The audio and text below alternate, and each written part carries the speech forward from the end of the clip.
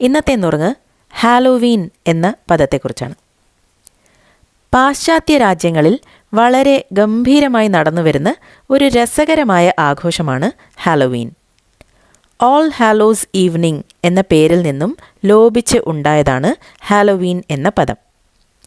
എല്ലാ വർഷവും October 31 Halloween ആചരിച്ചു വരുന്നു. ഈ ദിവസം മരിച്ചവരുടെ ആത്മാക്കൾ തങ്ങളെ സന്ദർശിക്കാനെത്തും എന്നാണ് വിശ്വാസം. എന്നാൽ ദുരാത്മാക്കൾ ഉണ്ടെങ്കിൽ അവയെ ഓടിച്ചുവിടാൻ വീടുകൾക്ക് മുമ്പിൽ പേടിപ്പെടുത്തുന്ന രൂപങ്ങൾ കൊണ്ട് അലങ്കരിച്ച് ഭയാനകമായ അന്തരീക്ഷം സൃഷ്ടിക്കുന്നു. അതേസമയം കുട്ടികൾ ഈ ദിവസം പല വേഷങ്ങളിൽ, അതായത് ഡ്രാക്കുള, വിച്ച്, അസ്ഥികൂടം എന്നീ പേടിപ്പെടുത്തുന്ന വേഷങ്ങൾ അണിഞ്ഞ് വീടുകൾ തോറും ട്രിക്ക് ഓർ ട്രീറ്റ് എന്ന് ചോദിച്ച് നടക്കും. എന്നുവെച്ചാൽ ഒടിവിദ്യ പോലെ വല്ല വിദ്യയും കാണിച്ച് പേടിപ്പെടുത്തണോ അതോ ട്രീറ്റ് അഥവാ മിഠായി തന്ന് പറഞ്ഞു വിടുന്നോ എന്നാണ് ചോദ്യം. വീട്ടുകാർ അതിനായി കരുതിയിരിക്കുന്ന മിഠായി കുട്ടികൾക്ക് കൊടുത്ത് അവരെ പറഞ്ഞയക്കും. മത്തങ്ങകളിൽ വികൃത രൂപം കൊത്തി ദുരാത്മാക്കളെ ദൂരെ തുരത്താൻ വീടിന് പുറത്ത് വയ്ക്കുന്നതും ഹാലോവീൻ ദിവസത്തിലെ ഒരു ആചാരമാണ്. ഇങ്ങനെ കൊത്തിവെക്കുന്ന മത്തങ്ങയെ ജാക്ക് ഓ ലാന്റേൺ എന്നാണ് പറയുന്നത്. ഇന്നത്തെ നുറുങ്ങ് ഒരു പുരാണ കഥയാണ്. യുധിഷ്ഠിരൻ്റെ അവസാന യാത്രയിൽ അദ്ദേഹത്തെ അനുഗമിച്ച നായയുടെ കഥ. ഭൂമിയിലെ ജീവിതം മതിയാക്കി പാണ്ഡവർ അവരുടെ അന്തിമയാത്രയുടെ ഭാഗമായി ഹിമാലയത്തിലെ മേരുപർവ്വതം കയറാൻ ആരംഭിച്ചു. യുധിഷ്ഠിരൻ മുമ്പിലും ഭീമൻ, അർജുനൻ, നകുലൻ, സഹദേവൻ, ദ്രൗപദി എന്നിവർ പിന്നിലുമായി അവർ യാത്ര തുടങ്ങി. അവരുടെ യാത്രയിൽ ഒരു നായയും അവരെ അനുഗമിച്ചു. വഴിയിൽ ആദ്യം ദ്രൗപദി വീണു മരിച്ചു. എന്തുകൊണ്ടാണ് യുധിഷ്ഠിര അവൾ ആദ്യം മരിച്ചത്? ഭീമൻ ചോദിച്ചു. അവൾ നല്ല മനസ്സുള്ളവളായിരുന്നില്ലേ? തിരിഞ്ഞു നോക്കാതെ യുധിഷ്ഠിരൻ പറഞ്ഞു. അത് ശരിയാണ്, പക്ഷേ അവൾ അർജുനനോട് കൂടുതൽ അടുപ്പം കാണിച്ചിരുന്നു. അതാണ് അവളുടെ പരാജയം. അടുത്തത് തളർന്നു വീണത് സഹദേവനായിരുന്നു. ഹേ യുധിഷ്ഠിര, എന്തായിരുന്നു അവൻ്റെ കുറ്റം? ഭീമൻ കരഞ്ഞുകൊണ്ട് ചോദിച്ചു.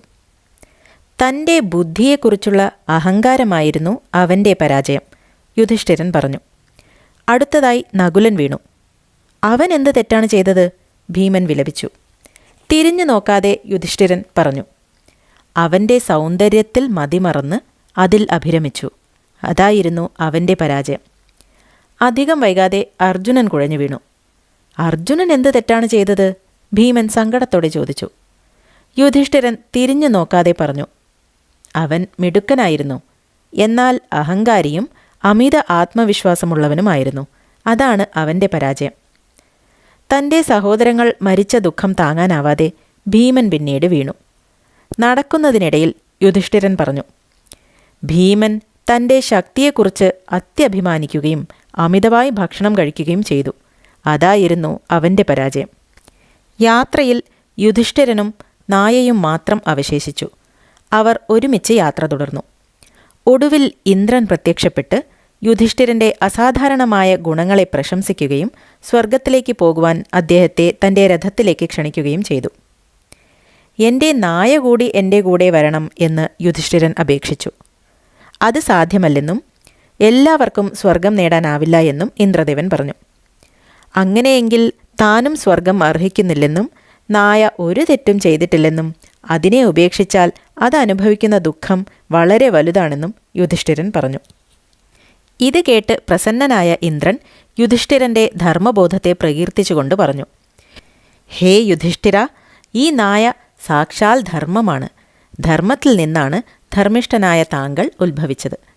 ഉടൻ നായ ധർമ്മദേവനായി രൂപാന്തരപ്പെടുകയും ഏത് സാഹചര്യത്തിലും നിസ്വാർത്ഥതയോടെ നീതിക്കും ന്യായത്തിനും വേണ്ടി നിലകൊള്ളുന്ന യുധിഷ്ഠിരനെ അനുഗ്രഹിക്കുകയും അദ്ദേഹത്തെ ഇന്ദ്രൻ്റെ രഥത്തിൽ ആനയിച്ച് സ്വർഗത്തിലേക്ക് അയക്കുകയും ചെയ്തു എന്നാണ് കഥ.